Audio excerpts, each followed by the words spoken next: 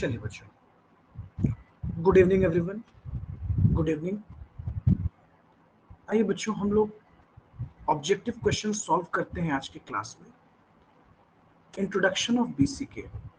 बच्चे, हम लोगों ने बीसीके के बारे में पढ़ा, बिजनेस कमर्शियल नॉलेज। आज हम लोग इंट्रोडक्शन, बीसीके का जो इंट्रोडक्शन पोर्शन है बच्चों, उससे रिलेटेड कुछ ऑब्जेक्टिव्स हम लोग डिस्कशन कर लेते हैं, ताकि आइडिया लगे कि हम लोगों ने क्या पढ़ा, क्लियर है कि नहीं है। ये चीज हम लोग को भी पता होनी चाहिए। चलो बच्चों, तो देखो बच्चों, आप कितना क्वेश्चंस बना पाते हो। देखिए बच्चों, सबसे फर्स्ट पहला क्वेश्चन कहता है बच्चों कि an economic activity consisting of production, buying, selling of product and services. अच्छा, ये कौन सी इकोनॉमिक एक्टिविटी है जिसमें हम प्रोडक्शन भी करते हैं, बाइंग करते हैं, सेलिंग ऑफ प्रोडक्ट करते हैं और सर्विसेज का भी सेल करते हैं।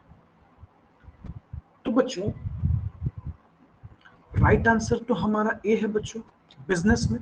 बच्चों, बिजनेस में ही हम प्रोडक्शन भी करते हैं, बाइंग भी करते हैं, सेलिंग ऑफ प्रोडक्ट भी करते हैं, और कह सकते हैं कि सेलिंग ऑफ सर्विसेज। तो बच्चों, राइट आंसर तो हमारा ए लग रहा है, क्योंकि प्रोफेशन तो हम लोग कह नहीं सकते बच्चों, प्रोफेशन में स्पेसिफिक बातें होंगी। तो वैसी इकोनॉमिक एक्टिविटी जो हर वैसी एक्टिविटी बच्चों जिसके अंदर production, buying, selling of product and services आ रहा है, तो राइट आंसर तो हमारा बिजनेस ही होगा। अच्छा, दूसरा क्वेश्चन देखिए बच्चों। दूसरा क्वेश्चन कहता है कमर्शियल अवेयरनेस इन्वॉल्व्स। अच्छा, हम लोगों ने आज ही पढ़ा था बीसीके के बारे में, बिजनेस को भी हम लोगों ने पढ़ा, और फिर साथ में हम लोगों ने बच्चों इंट्रोडक्शन पोर्शन में कमर्शियल नॉलेज के बारे में भी पढ़ा। अच्छा, ये क्या कहता है बच्चों, हाउ बिजनेस मेक्स मनी। बिल्कुल सही बच्चों, कमर्शियल तो पार्ट है ही ना।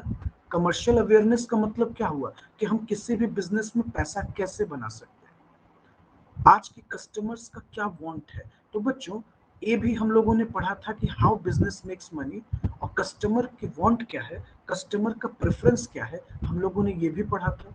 What problems are there in particular area of business.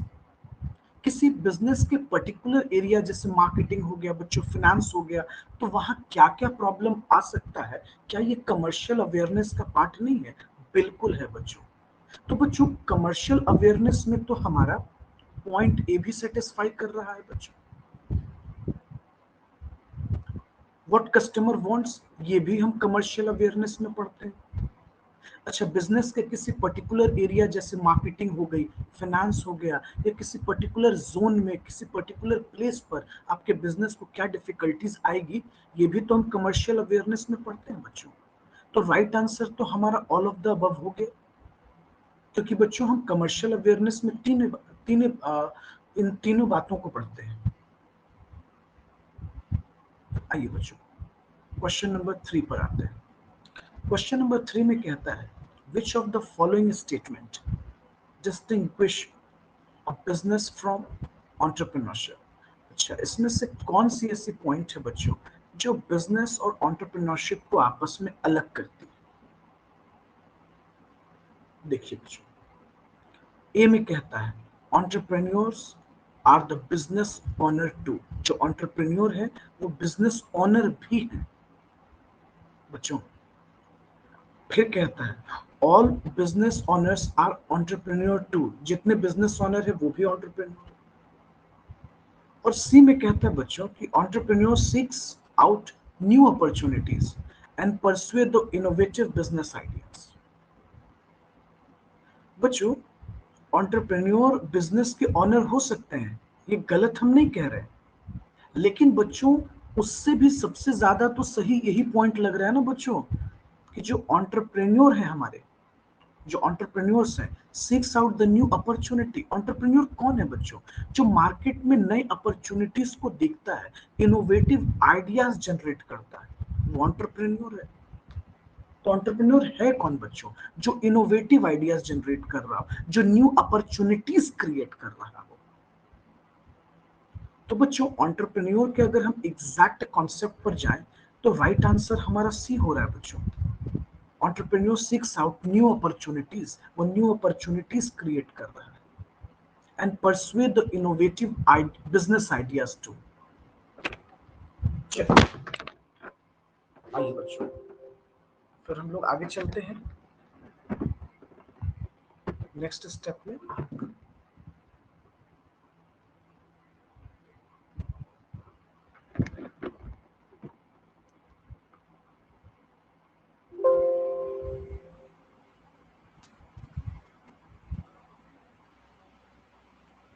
देखिए बच्चों, अब हम लोग क्वेश्चन नंबर 4 की तरफ चलते हैं। कहता है बच्चों, काफी अच्छा क्वेश्चन है, बहुत पैटर्न से डिजाइन किया गया है। देखिए बच्चों, क्वेश्चन नंबर 4 में कहता है three most valuable attributes to be successful in business। अच्छा, three most valuable attributes to be successful in business। देखिए बच्चों, कैन डू एटीट्यूड, देखिएगा थ्री मोस्ट वैल्यूएबल एट्रीब्यूट्स जो आपने पढ़ा है, मैंने आपको पढ़ाया भी, थ्री वैल्यूएबल एट्रीब्यूट्स। बच्चों, कैन डू एटीट्यूड, हाँ सर, ये तो है, इस तीनों वैल्यूएबल में से एक पॉइंट तो है बच्चों। उसके बाद कहता है बच्चों रेजिस्टेंस टू चेंज, नहीं, ये valuable attributes to be successful in business तो नहीं है। हाँ, कमर्शियल अवेयरनेस, बिल्कुल सही बात बच्चों, कमर्शियल अवेयरनेस बिल्कुल होना चाहिए। उसके बाद कहता है बच्चों ट्रेडिशनल अप्रोच, नहीं, ट्रेडिशनल अप्रोच नहीं बच्चों, ट्रेडिशनल अप्रोच तो नहीं चलेगा। हाँ, उसके बाद कंटेनमेंट्स, नहीं बच्चों, कंटेनमेंट्स भी नहीं। हम लोगों ने पढ़ा था टेक्निकल स्किल, याद कीजिए बच्चों, three most valuable attributes to be successful in business, can do attitude, resistance to change, नहीं बच्चों, कमर्शियल अवेयरनेस और टेक्निकल स्किल। तो राइट आंसर हो रहा है बच्चों उस हिसाब से हम लोगों का बी, क्योंकि ये तीनों पॉइंट बी में मेंशन है।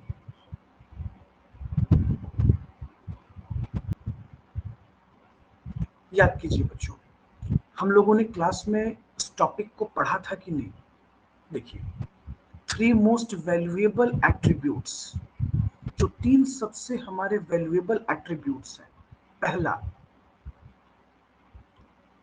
Can do, can do attitude, technical skill and commercial awareness, यही से क्वेश्चन पिक किया गया था बच्चों।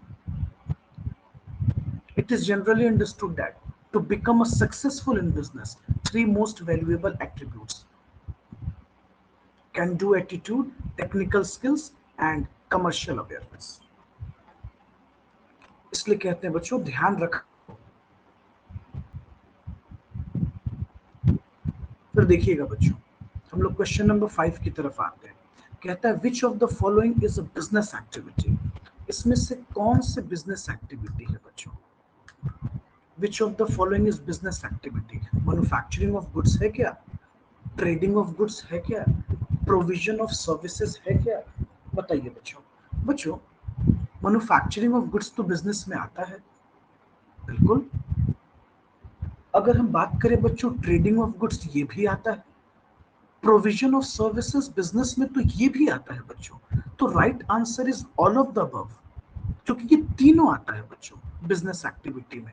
तो हम कह सकते हैं कि manufacturing of goods, trading of goods and provision of services, ये तीनों आ जाएंगे।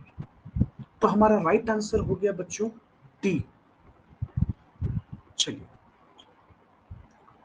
नेक्स्ट क्वेश्चन में आते हैं बच्चों। क्वेश्चन नंबर 6 क्या कहता है बच्चों, क्वेश्चन नंबर 6 कहता है विच of the following statement does not comprise business activity, इसमें से कौन सी एक्टिविटी स्टेटमेंट है बच्चों जो बिजनेस एक्टिविटी में नहीं आती। कहता है बच्चों sale of old furniture by household for a profit, painter made furniture for its domestic use. बच्चों, अब आप एक चीज देखना, जब हम अपने ओल्ड फर्नीचर को बेच रहे हैं और हमारा बेसिक जो मीनिंग है वो है प्रॉफिट कमाना। ये देखिएगा बच्चों, प्रॉफिट कमाना। बच्चों ये तो बिजनेस में हो गया, ये तो बिजनेस का पार्ट बन गया। स्टील, सॉरी, स्टील और फर्नीचर इंडस्ट्री हमारी, ये भी तो बच्चों बिजनेस का ही पार्ट है। डोमेस्टिक अप्लायंस इंडस्ट्री, आपने वैसी इंडस्ट्री बनाई जो डोमेस्टिक प्रोडक्शन के, सॉरी, डोमेस्टिक यानी हाउस होल्ड के लिए अप्लायंसेस बनाती है, ये भी तो बच्चों बिजनेस है। लेकिन जब एक कारपेंटर फर्नीचर अपने परिवार के लिए डोमेस्टिक यूज के लिए बनाता है तो बच्चों ये बिजनेस नहीं है। क्यों नहीं है? क्योंकि यहाँ प्रॉफिट मोटिव नहीं है बच्चों, ये नॉन इकोनॉमिक एक्टिविटी है। तो राइट आंसर हो गया हमारा बी। क्वेश्चन पूछ रहा था बच्चों इस स्टेटमेंट में से, इस चारों स्टेटमेंट में से कौन नहीं है बिजनेस एक्टिविटी? तो राइट आंसर इज बी। चलिए क्वेश्चन नंबर 7 में आते हैं बच्चों। अच्छा, फिर कहता है trade is broadly classified into, अच्छा ट्रेड को हम लोग किस तरीके से क्लासिफाई करते हैं बच्चों? ट्रेड या तो डोमेस्टिक होगा या फॉरेन होगा, सिंपल सी बात है।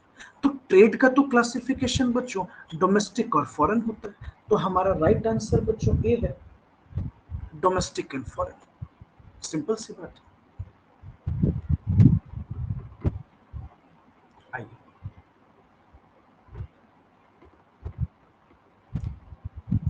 क्वेश्चन नंबर 8 पर आते हैं बच्चों। क्वेश्चन नंबर 8 में क्या कह रहा है? कह रहा है stock market players who raise the stock price through building a buying pressure are called. इस सिचुएशन को हम क्या कहते हैं बच्चों? जब स्टॉक प्राइस हमारा इंक्रीज कर रहा होता है। याद कीजिए बच्चों, एक बायोलॉजिकल साइकोलॉजी हमने आपको पढ़ाया था, बुल्स और बियर। अच्छा, बुल्स से डिनोट भी किया था बच्चों, बुल्स से क्या डिनोट किया था बच्चों? माना जाता है कि बुल्स का नेचर है किसी भी चीज को उठाकर फेंक देना, पटक देना, उठा देना हाइट पर। तो यहाँ प्राइस के राइज करने की बात हो रही है, तो राइट आंसर इज बुल। चलिए क्वेश्चन नंबर 9 में आते हैं बच्चों। क्वेश्चन नंबर 9 में क्या कह रहा है कि which of the following is not an economic objective of a form. इसमें से कौन सी इकोनॉमिक एक्टिविटी नहीं है, सॉरी इकोनॉमिक ऑब्जेक्टिव नहीं है बच्चों? सेल्स ग्रोथ, ये तो इकोनॉमिक है बच्चों, ये तो बिल्कुल इकोनॉमिक एक्टिविटी का पार्ट है, इकोनॉमिक ऑब्जेक्टिव है। मार्केट शेयर को इंप्रूव करना इकोनॉमिक ऑब्जेक्टिव है। प्रॉफिट और sorry profit and return on investment पर जनरेट करना, ये भी इकोनॉमिक एक्टिविटी है। हाँ, कंजर्वेशन ऑफ नेचुरल रिसोर्स, ये इनका इकोनॉमिक एक्टिविटी नहीं है बच्चों। तो हमारा राइट आंसर हो गया डी, क्योंकि क्वेश्चन था बच्चों कि कौन सा इकोनॉमिक ऑब्जेक्टिव नहीं है। तो कंजर्वेशन ऑफ नेचुरल रिसोर्स जो है बच्चों, रिसोर्स को कंजर्व करना, ये कहीं से भी इकोनॉमिक ऑब्जेक्टिव नहीं है किसी भी फर्म के लिए।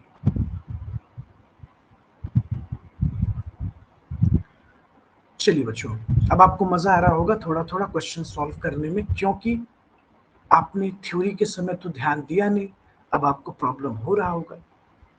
आइए क्वेश्चन नंबर 10 में आते हैं। अच्छा, क्वेश्चन 10 में क्या कह रहा है, ध्यान से सुनिएगा। Stock market players that have pessimist expectation. अच्छा बच्चों, ऑप्टिमिस्टिक का मतलब होता है आशावादी, जो आशा रखते हैं। लेकिन पेसिमिस्ट में क्या हो रहा है बच्चों? जब हम उम्मीद छोड़ रहे होते हैं, मतलब उत्साहहीन हो जा रहे होते हैं। आई बात समझ में? तो बच्चों ऐसा किस सिचुएशन में होता है? बियरिश मार्केट में,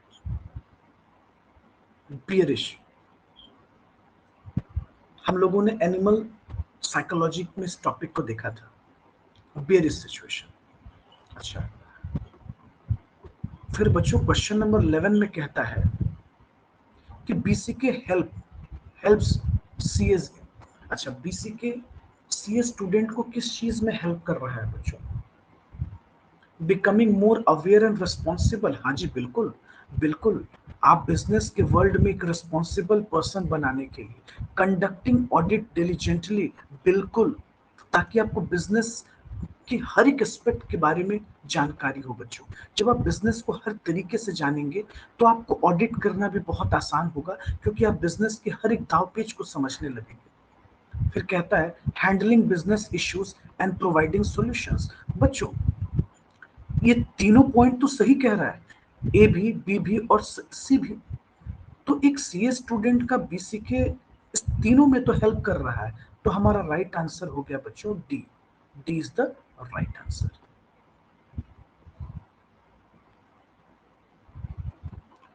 चलिए बच्चों आगे चलते हैं। फिर कहता है बच्चों the level of BCK and commercial knowledge, commercial awareness में बी रेफर टू एज। बच्चों ये कहने का क्या मतलब है? देखिए सवाल को समझिएगा बच्चों, क्वेश्चन में क्या कह रहा है। The level of business and commercial knowledge, जिसको हम कमर्शियल अवेयरनेस भी कहते हैं, इसका क्या सेंस है? बीसीके परसेंटेज, बीसीके शेयर्स मतलब बिजनेस कमर्शियल शेयर्स, या बीसीके कोशिएंट।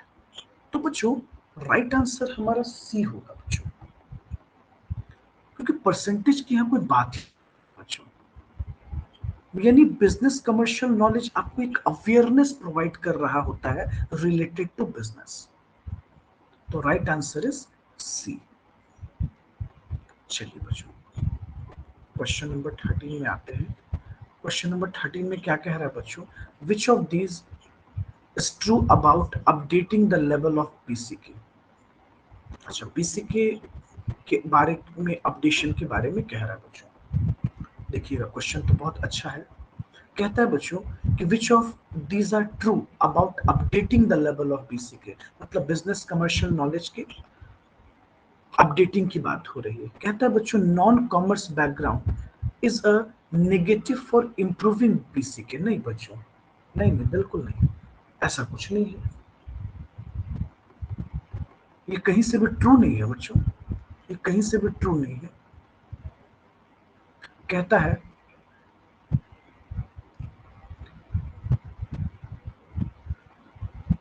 फिर कहता है बच्चों only business newspaper helps in updating BCK.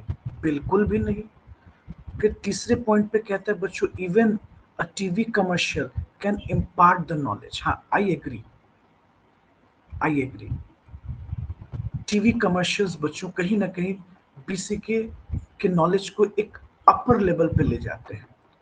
Fourth point पे कहता है बच्चों reflective thinking on various observation and updates is must. हाँ ये भी बहुत रिमार्केबल बात है बच्चों, रिफ्लेक्टिव थिंकिंग का होना बहुत जरूरी है बच्चों। रिफ्लेक्टिव सोच और observation and update is must, अगर आपको अपने बिजनेस कमर्शियल नॉलेज को अपडेट करना है अपर लेवल पे। तो बच्चों राइट आंसर हमारा सी हो रहा है, क्योंकि पॉइंट 3 और पॉइंट 4 दोनों अपनी जगह सही है बच्चों।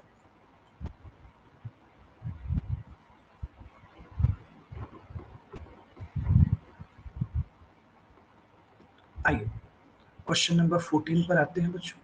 अच्छा 14 में क्या कह रहा है बच्चों? विच is not true about an economic activity. इसमें से कौन से पॉइंट ट्रू नहीं?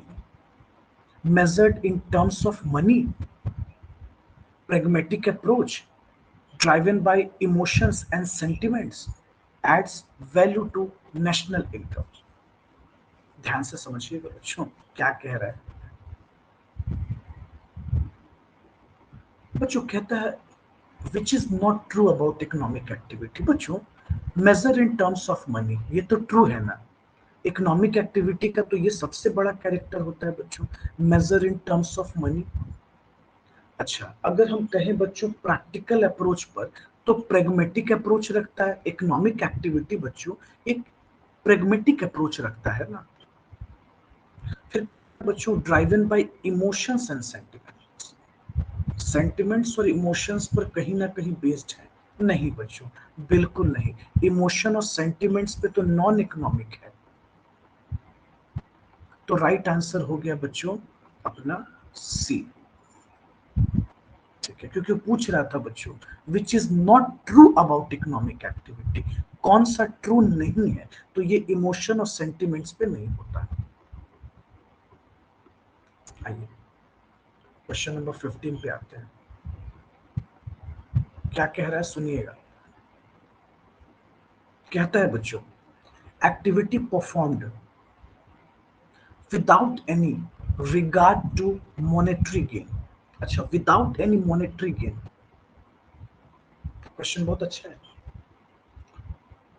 बच्चों। Activity performed without any regard to monetary gain. बच्चों, इकोनॉमिक में हमारा मोटो होता है पैसा कमाना, कमर्शियल में भी होता है, लेकिन नॉन इकोनॉमिक एक्टिविटी में हमारा मोटो नहीं होता है बच्चों। तो राइट आंसर सी हो गया ना, नॉन इकोनॉमिक एक्टिविटी हमारा मोटो नहीं है मॉनेटरी गेन जनरेट करना, नॉन इकोनॉमिक। चलो बच्चों, ये सभी क्वेश्चन बहुत इंपॉर्टेंट है बच्चों, एग्जाम्स में आ सकते हैं, तो आप ध्यान से इसको रिकॉल जरूर कर लीजिएगा। चलिए बच्चों, क्वेश्चन नंबर 16 पर आते हैं। क्या कह रहा है बच्चों क्वेश्चन नंबर 16 पर, an example of non economic activity. इसमें से कौन सा नॉन इकोनॉमिक एक्टिविटी है बच्चों? Running a profitable business economic है, एम्प्लॉयमेंट इन अ कंपनी ये भी इकोनॉमिक है, प्रैक्टिसिंग एज अ डॉक्टर ये भी इकोनॉमिक है।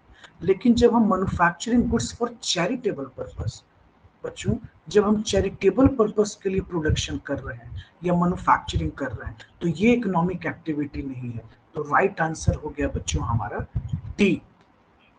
हम मैन्युफैक्चरिंग कर रहे हैं बच्चों, लेकिन हमारा मोटो प्रॉफिट नहीं है ना, हमारा मोटो क्या है बच्चों? चैरिटेबल है। तो ये नॉन इकोनॉमिक हो गया। 17 नंबर पे आइए बच्चों। कहता है trading implies buying for the purpose of selling, applying this criteria, telling which of the following activities could not qualify as trading। Question बहुत अच्छा पूछा है बच्चों, ये ट्रेड से आपसे पूछ रहा है, नॉट क्वालिफाई एज ट्रेडिंग। बच्चों आप एक बात बताओ, manufacture of goods in bulk quantity from manufacturer and sell in smaller quantity to retailer, क्या ये ट्रेडिंग नहीं है? बिल्कुल सर, ये तो ट्रेडिंग है बाबा, ये ट्रेडिंग है बच्चों। पॉइंट नंबर ए तो हमारा ट्रेडिंग हो गया ना, तो बिल्कुल ट्रेडिंग हो गया। उसके बाद बच्चों buying from wholesaler and selling it to consumer, ये भी तो हमारा ट्रेडिंग हो गया ना बच्चों।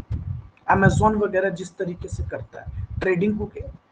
अच्छा, buying from retailer for self consumption, अच्छा हम क्या करना चाहते हैं कि रिटेलर से बाई किया सेल्फ कंजम्पशन के लिए, हाँ ये ट्रेडिंग नहीं है, नो ट्रेडिंग। सिंपल बच्चों, इजी है बच्चों, ये तो इजी लगा। अगर हम सेल्फ कंजम्पशन के लिए गुड्स को परचेस करते हैं रिटेलर से, तो ये सेल्फ कंजम्पशन है। लेकिन बच्चों केस ए में ट्रेडिंग दिख रहा है, बी में भी ट्रेडिंग दिख रहा है, और आप सी को डी को पढ़ लो कि purchase of raw material from supplier for further processing, तो ये आपका मैन्युफैक्चरिंग और ट्रेडिंग हो गया। सेल्फ कंजम्पशन बच्चों कहीं से भी हमारा ट्रेडिंग नहीं है। तो राइट आंसर हमारा सी हो गया बच्चों, राइट आंसर इज सी। चलिए फर्दर क्वेश्चन पे ध्यान दीजिएगा बच्चों। क्या कहता है बच्चों क्वेश्चन नंबर 18 में, production represents dash side of economics. समझ लो बच्चों, डिमांड साइड नहीं बच्चों, डिमांड तो बच्चों कंजम्पशन को डिनोट कर रहा होता है। तो प्रोडक्शन रिप्रेजेंट सप्लाई साइड, तो राइट आंसर हो गया बच्चों हमारा सप्लाई, सिंपल सप्लाई। चलिए क्वेश्चन नंबर 19 पर आते हैं बच्चों। देखिए 19 में क्या कह रहा है, productive activity means production of goods. अच्छा, प्रोडक्टिव एक्टिविटी का मतलब क्या हुआ? गुड्स का प्रोडक्शन करना, for self, for family, for market, या ऑल ऑफ द अबव। सोचो बच्चों, जल्दी सोचो बच्चों। Production activity means production. बच्चों प्रोडक्शन में ये नहीं कहा गया है कि वो इकोनॉमिक हो या नॉन इकोनॉमिक हो, सिंपल सी बात है। सेल्फ के लिए भी आप कर रहे हो तो भी प्रोडक्शन है, फैमिली के लिए भी, मार्केटिंग करने के लिए भी। बच्चों प्रोडक्शन इकोनॉमिक और नॉन इकोनॉमिक दोनों होता है बाबा। तो राइट आंसर तो हमारा डी हो गया ना। प्रोडक्शन तो हम दोनों काम के लिए कर सकते हैं ना बच्चों, इकोनॉमिक भी कर सकते हैं और नॉन इकोनॉमिक भी कर सकते हैं। तो राइट आंसर तो हमारा डी हो गया ना। चलिए क्वेश्चन नंबर 20 पर आते हैं। क्वेश्चन नंबर 20 में क्या कहता है, विच of the following occupations requires rendering of services based upon specialized knowledge and membership of an unaccredited and assessment body। बताइए बच्चों क्या होना चाहिए। ऐसा कौन सा ऑक्यूपेशन है बच्चों जो require rendering of services based on specialised knowledge. बच्चों स्पेशलाइज्ड नॉलेज प्रोफेशन, बच्चों प्रोफेशन में ही तो स्पेशलाइज्ड नॉलेज चाहिए। चलो इनकम माइनस स्पेंडिंग। बच्चों एक पर्सन ने 100 रुपीज अर्न किया और 70 रुपीज खर्च कर दिया, जो बचा सेविंग। तो 21 का ए होगा बच्चों सेविंग। इजी तो है बच्चों। चलिए फिर आते हैं।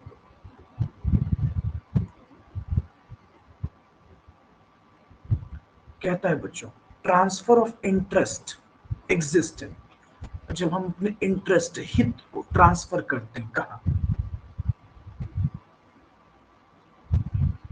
प्रोफेशन में बच्चों बिल्कुल नहीं, एम्प्लॉयमेंट में बिल्कुल नहीं, बिजनेस में बच्चों बिजनेस में transfer of interest exist in business. Business में हमारा इंटरेस्ट है बच्चों, प्रॉफिट मोटिव ना।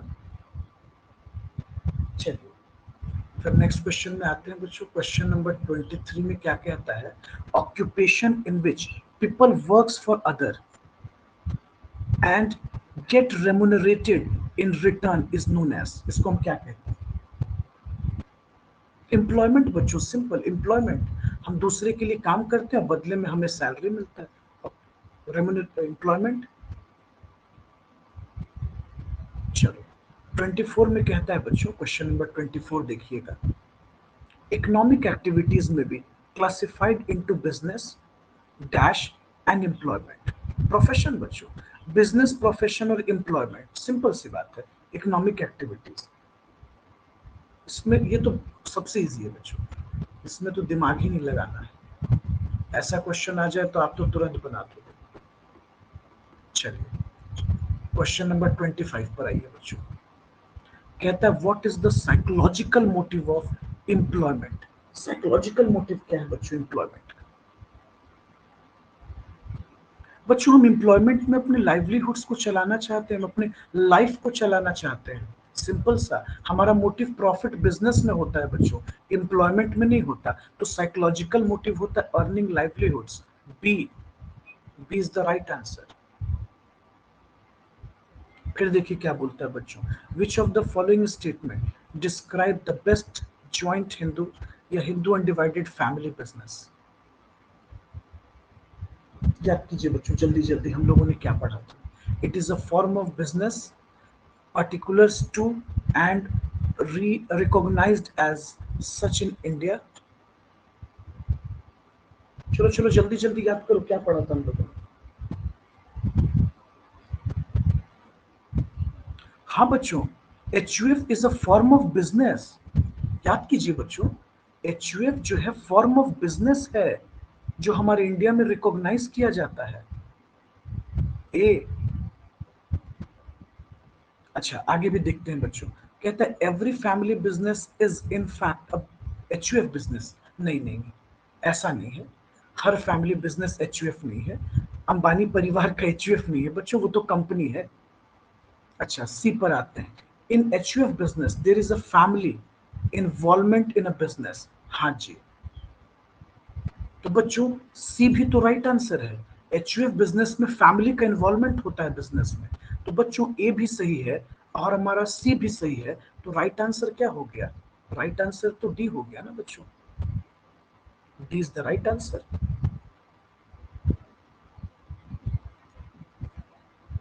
क्योंकि बच्चों एचयूएफ इंडिया में एज अ बिजनेस रिकॉग्नाइज की जाती है, और एचयूएफ का मतलब ही हुआ वैसा फैमिली बिजनेस जिसमें पूरी फैमिली इन्वॉल्व।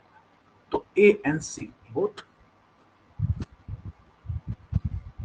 चलिए बच्चों, इतना क्वेश्चंस हम लोगों ने सॉल्व किया। आइए बच्चों,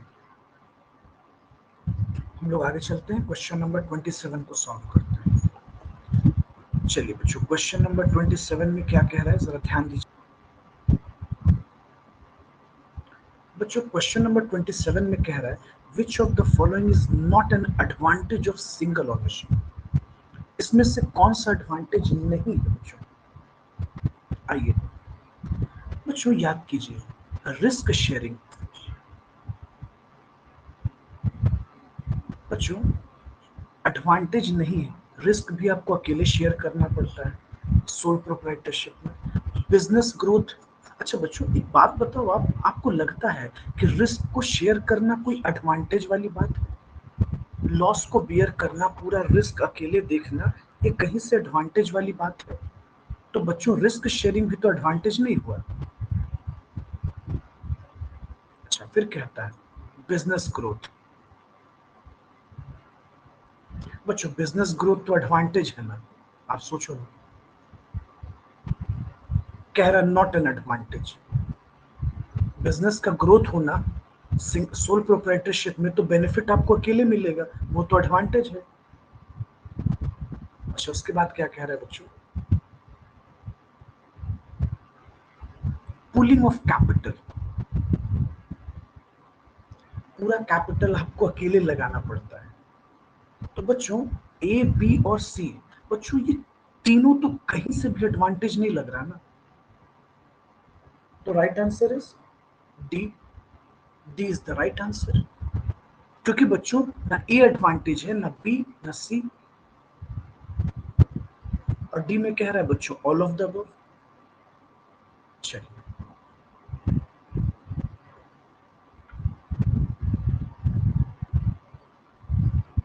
क्वेश्चन नंबर 28 को देखिएगा बच्चों।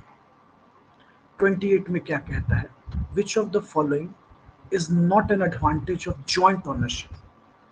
जॉइंट ओनरशिप में बच्चों which of the following is not an advantage, advantage नहीं है। चलिए समझिएगा। Quick decision. बच्चों जॉइंट ओनरशिप में क्या क्विक डिसीजन हो पाता है? नहीं हो पाता। पुलिंग ऑफ कैपिटल, हाँ कैपिटल बच्चों बट जाता है, एडवांटेज है। जॉइंट ओनरशिप में हर लोग कैपिटल कंट्रीब्यूट करता है। तो we can say right answer is B. चलो अच्छा क्वेश्चन नंबर 29 देखते हैं बच्चों। थोड़ा हम लोग फास्ट फास्ट क्वेश्चन सॉल्व करेंगे। आइए, sustainable development, businesses imply sustainable development की बात कर रहे हैं बच्चों बिजनेस के सेंस में। कहता है बच्चों कंसिस्टेंट इकोनॉमिक परफॉर्मेंस। कहता है कि अगर आपको लंबे टाइम तक बिजनेस में ग्रोथ रखना है तो कंसिस्टेंट इकोनॉमिक परफॉर्मेंस होना चाहिए। हाँ बच्चों बात तो एकदम सही कह रहा है। Attention to social problem, social problem पे अटेंशन दिया जाए। हार्मोनी विथ नेचर, हाँ ये भी फैक्ट है बच्चों, हार्मोनी विथ नेचर। तो राइट आंसर तो डी हो गया ना बच्चों, all of the above. Right answer हमारा क्या हो गया बच्चों, all of the above.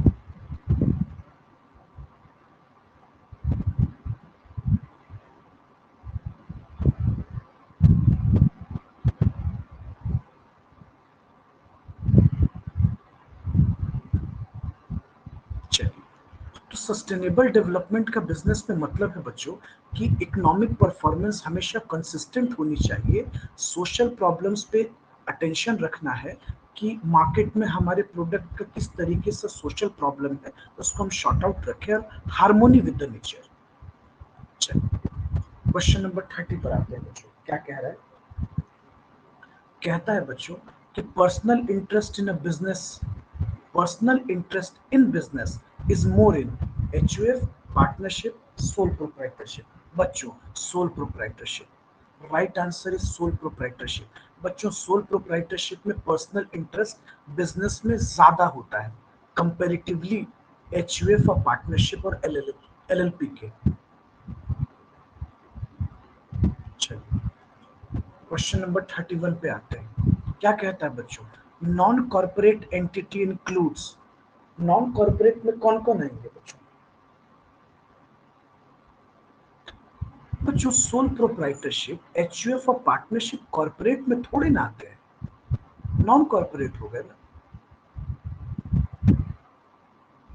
HUF, trust and LLP.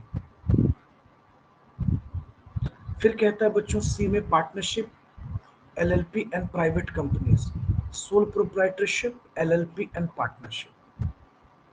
Non corporate entities बताओ बच्चों, नॉन कॉर्पोरेट।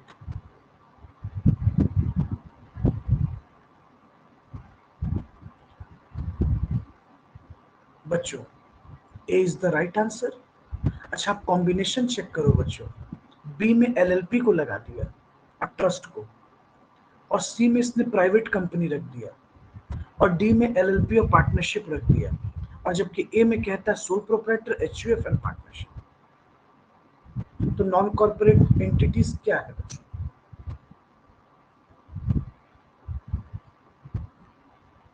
चलिए तो नॉन कॉर्पोरेट एंटिटी ए हो गया बच्चों, sole proprietorship, HUF and partnership. चलिए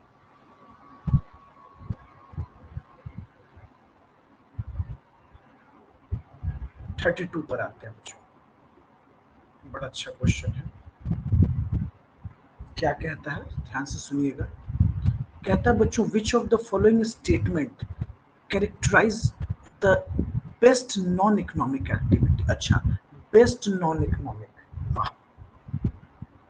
non economic activity do not require any investment of resources, ठीक है। These activities do not entail any operational, नहीं बच्चों, नॉन इकोनॉमिक के लिए भी आपको इन्वेस्टमेंट करना पड़ेगा। आपने पढ़ा होगा, मैंने आपको पढ़ाया है, नॉन इकोनॉमिक के लिए भी इकोनॉमी की जरूरत होती है। जैसे बच्चों आपको किसी का सोशल वेलफेयर करना है, किसी को चैरिटी देना है, तो उसके लिए भी तो पैसे होने चाहिए ना। तो ये तो कहीं से भी बेस्ट नहीं कह सकते आप कैरेक्टरिस्टिक्स। फिर सी में कहता है बच्चों these activities are undertaken by S, क्या है, एस्थेटिक्स, नहीं ऐसा नहीं है बच्चों।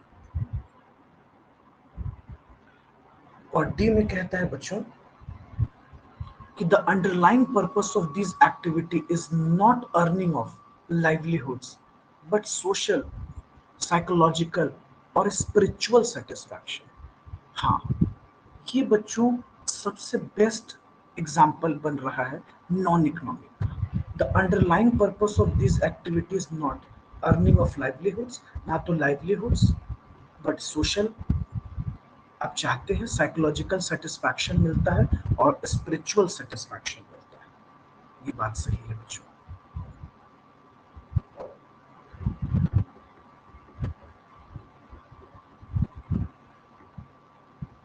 चलिए फिर कहता है बच्चों 33 में dash is a type of enterprises that is owned and run by natural person and in which there is no legal entity। बच्चों सोल प्रोप्राइटरशिप, ये तो सबसे इजी है, सोल प्रोप्राइटरशिप ना। वन नेचुरल पर्सन, कंपनी में बच्चों company artificial person है, sole proprietorship natural person. आगे कहता है there is no legal distinct, मतलब ऑनर और बिजनेस एक ही है। तो सोल प्रोप्राइटर में तो ऐसा ही होता है ना बच्चों, मालिक और बिजनेस दोनों एक ही माने जाते हैं। अच्छा 34 देखिए बच्चों, डिमेरिट ऑफ सोल प्रोप्राइटरशिप। बच्चों हमें लगता है सब डिमेरिट ही है। अनलिमिटेड लाइबिलिटी, हाँ बिल्कुल होता है। अनसर्टेन बिजनेस लाइफ, हाँ बच्चों ऑनर मर गया, बिजनेस का मालिक मर गया, बिजनेस भी खत्म। अच्छा लिमिटेड स्कोप ऑफ एक्सपेंशन, हाँ ये बात भी सही। ये तीनों तो बच्चों डिमेरिट है, तो राइट आंसर डी हो गया बच्चों। All of the above. फिर देखिएगा 35 में कहता है Indian companies act provides for registration of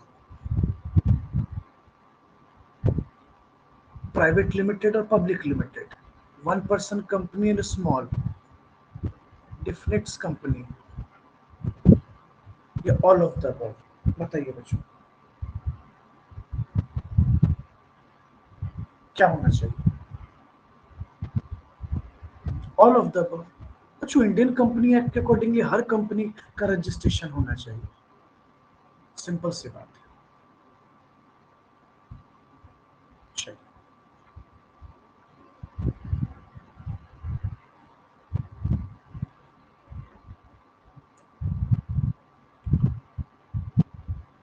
36 का क्या होगा बच्चों? H U F consist of, कहता है बच्चों all persons linearly descendant from a common ancestor, हाँ including wifes and unmarried daughters. बिल्कुल सही बच्चों, right answer is A. All person linearly ascendant और उनके कॉमन फॉर फादर होने चाहिए, एक कॉमन, और वाइफ भी आ जाती है एचयूएफ में और अनमैरिड डॉटर्स भी आ जाती है। चलो 37। अच्छा कितने सक्सेशन तक आता है बच्चों? 4।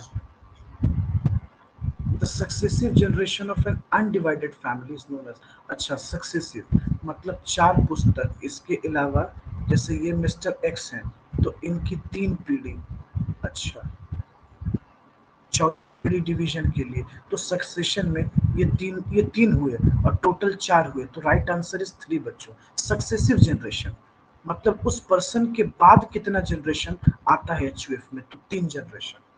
और अगर हम ऐसे बात करें बच्चों इस पर्सन को भी मिलाकर जो करता है जो मतलब फॉर फादर है, वहां से अगर मिलाएंगे तो 4 हो जाएंगे। सक्सेसिव जनरेशन पे बात करेंगे तो 3।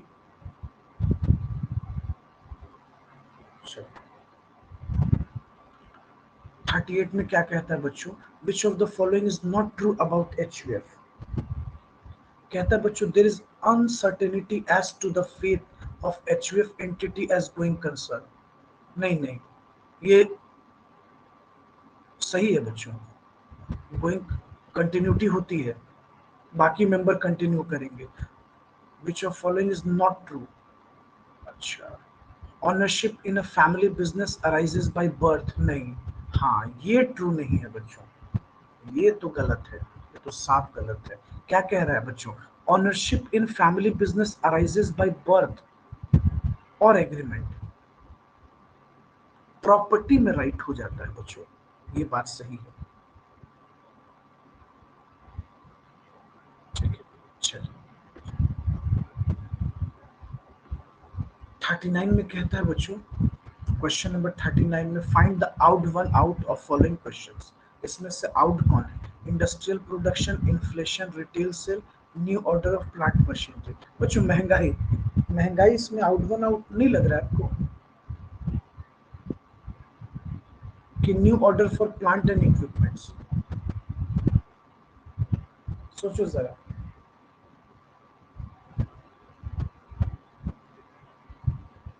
जल्दी याद कीजिए, मैंने आपको पढ़ाया था। डी डी डी बच्चों, D D, new orders for plant and equipments. एकदम से आप लोग याद नहीं रखते कुछ।